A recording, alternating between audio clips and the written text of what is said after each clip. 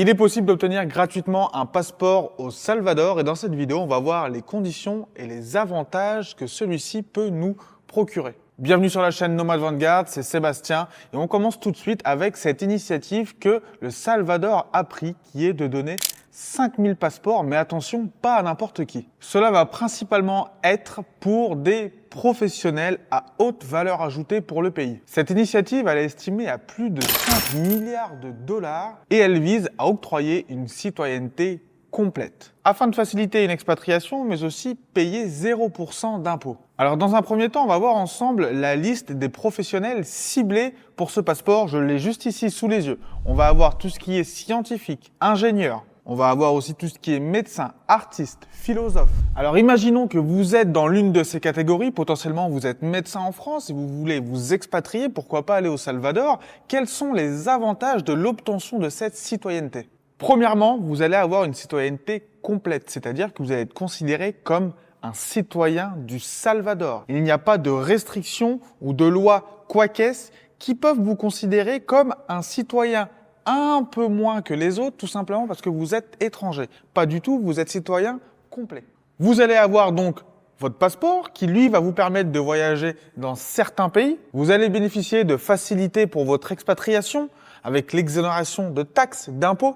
Tout un tas de choses afin de vous donner réellement envie de venir dans ce pays. Cela nécessite de s'installer au Salvador. Vous ne pouvez pas venir au Salvador, obtenir ce passeport gratuit et ne pas y vivre. Vous devez y vivre et contribuer à la société. Petit aparté pour donner mon avis personnel sur ce passeport, sur cette situation, je pense que si vous êtes dans l'une des cases médecin, philosophe, etc., que potentiellement vous avez envie d'un nouveau départ, d'une nouvelle vie, je pense que cela peut être très bénéfique pour une personne dans ce style d'aller vivre un petit peu au Salvador et d'obtenir ce passeport. Attention, je pense quand même qu'il est primordial d'aller y faire un tour avant de prendre sa décision. Ne prenez pas la décision avant d'aller vivre au Salvador. Peut-être que c'est un pays qui ne vous plaira pas du tout.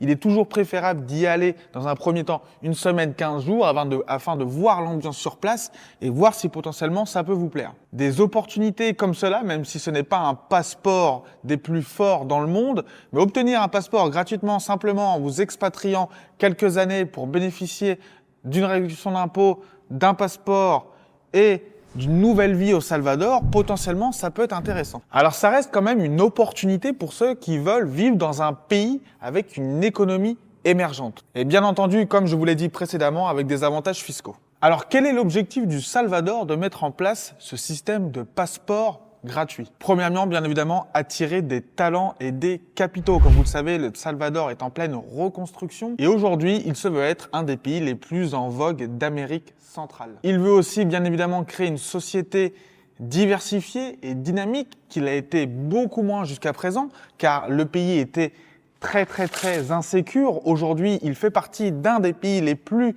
sécures, les plus safe d'Amérique centrale et d'Amérique latine. Encourager le développement économique et financier du pays pour devenir potentiellement l'un des top leaders sur le continent. On peut voir que le Salvador s'inspire des Émirats arabes unis qui ont mis un système un peu similaire il y a quelques années pour réellement attirer des personnes intéressantes qui vont contribuer au développement du pays. Cette opportunité n'est pas pour tout le monde, elle se limite à un groupe de personnes restreint, mais au moins vous avez les informations et si potentiellement vous rentrez dans l'une des cases et que vous avez envie d'un nouveau départ, de vivre dans un pays émergent, de payer moins de taxes, de développer votre patrimoine, etc., car dans un pays en développement, des opportunités, il y en a un peu plus, n'hésitez pas à vous renseigner sur ce process, peut-être que ça va vous intéresser. Si l'expatriation vous intéresse, n'hésitez pas à aller voir dans la description. Il y a un petit plan d'action en 3 étapes qui va vous aider à quitter l'Europe, quitter la France, vous expatrier dans un nouveau pays tout en vous enrichissant. On se dit à bientôt. Ciao.